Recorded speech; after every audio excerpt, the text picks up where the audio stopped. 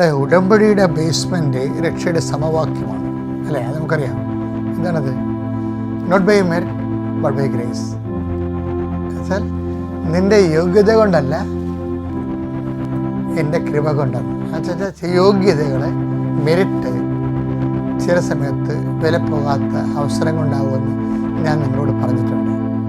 ചില ആൾക്കാർ അമിതമായ ആത്മവിശ്വാസവും അത് കവിഞ്ഞ അഹങ്കാരമായിട്ട് ഇങ്ങനെ ജീവിക്കുന്നുണ്ട്. എന്താ കാര്യം?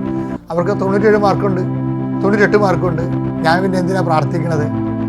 കാര്യം എനിക്ക് മുത്തിക്കൊണ്ട് എൻ്റെ മാർക്ക് ലിസ്റ്റ് കാണുമ്പോൾ തന്നെ മുത്തിക്കൊണ്ട് എനിക്ക് അഡ്മിഷൻ തരും എന്നൊക്കെ പറയും. അത് അങ്ങനെയൊക്കെ ചിന്തിച്ചിരിക്കുക. അത് വെറുതെ മുട്ടികളുടെ മൂഢസ്വർഗത്തിലാണ്. കാരണം നീ 98 മാർക്കുകാരൻ അഡ്മിഷൻ ചെല്ലുമ്പോൾ എന്നാ സംഭവിക്കണത്? ആകപ്പാടെ 5 സീറ്റും ഉണ്ടാകും, 98 മാർക്കുകാരൻ 10 പേരും ഉണ്ടാകും. ആർക്ക് കൊടുക്കും?